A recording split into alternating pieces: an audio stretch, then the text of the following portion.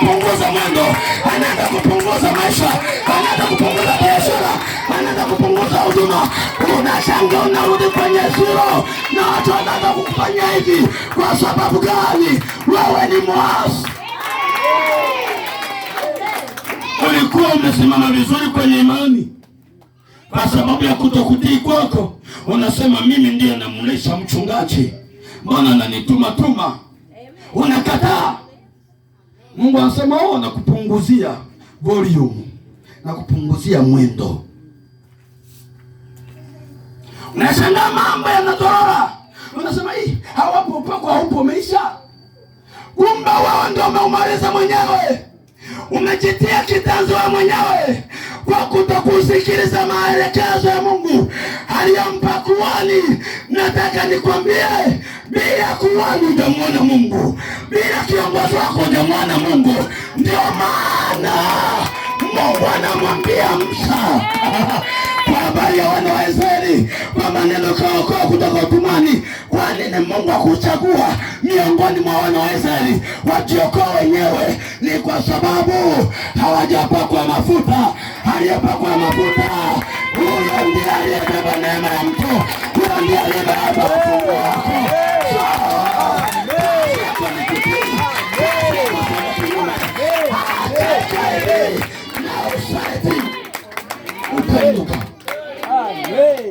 Hello. Iseme. Sema. Iseme. Sema. Kuna watu wamesaliti waume zao, na kila Jumapili wanasema Yesu ni Bwana. Simple. Kuna watu wamesaliti wake zao, kila Jumapili wanacheza na wanashika maiki eti tunashusha uwepo wa Mungu. Haushuki kwa anasa.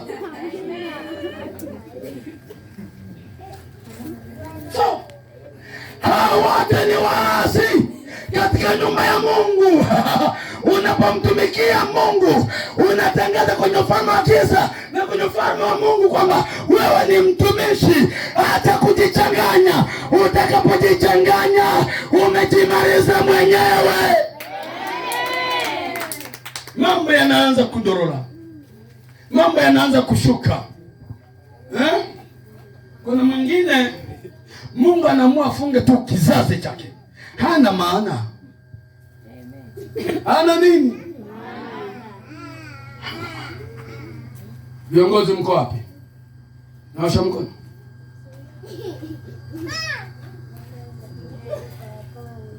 Oh. Sasa kuna kazi ya kufanya. Wewe ni kiongozi, utii mchungaji wako, ufai kwenye uongozi. Wewe ni kiongozi, uheshimu washirika unaowaongoza, ufai. Unajiona wewe umekuwa papa, haufai.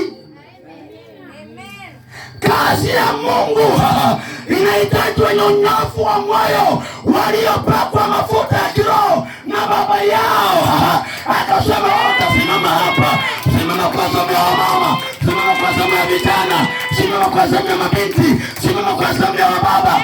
Hao wanaweza kainua huduma hii ikasonga, watu wakashangaa. Waliosema hawa ni wa hivi hivi wanashangaa kanisa linapanuka, waliosema watu wajenga wanashangaa kanisa linajengwa. Nini? Kwa sababu ndani hakuna msaliti. Akipatikana Yona ndani ya nyumba ya Mungu, mambo yanabuma. Yona yupo humu? Nauliza, Yona yupo? Yona yupo? Nasema yupo wakati mimi namwona. Haleluya. Haleluya. Haleluya.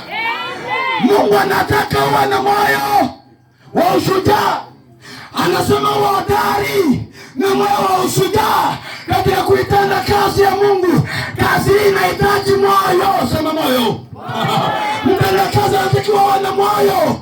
Kwenye mabano andika kifua. Awe na kifua kipana. Mtenda kazi yako, mambo unaweza kukutana nayo katika uongozi wako, katika nafasi yako. Watu wanakuvunja moyo, wanasema hata wewe tubariki. Simpo mnasema hata katibu atubariki. Akifika katibu kwenye matangazo ya hela shekeli, watu wananuna mdomo Sumbawanga. Hivi huyu bwana yeye ni kwenye hela tu, kwenye hela. Alafu bahati mbaya katibu asiwe mmoja wapo wa kutoa mchango. Vikao vinakaliwa. Watu ni waasi. Tunasema eme, lakini wengi ni waasi. Waasi wako Ijumaa huji kwenye maombi, Ijumatano huji kwenye maombi. Kuna watu wamejiandika mimi ni wa Jumapili tu. Huyo ni muasi. Usipohudhuria kwenye ibada mlizopatana kwenye utaratibu mliokubaliana kwamba mahali hapa tutakuwa na ibada Ijumaa, Ijumatano, wa mama Alhamisi, wa baba sijui siku gani, vijana sijui siku gani, wa siku gani, msipohudhuria nyinyi ni waasi. Mmeyasi amri. Na huyo anaondoka nani kamwambia kuondoka?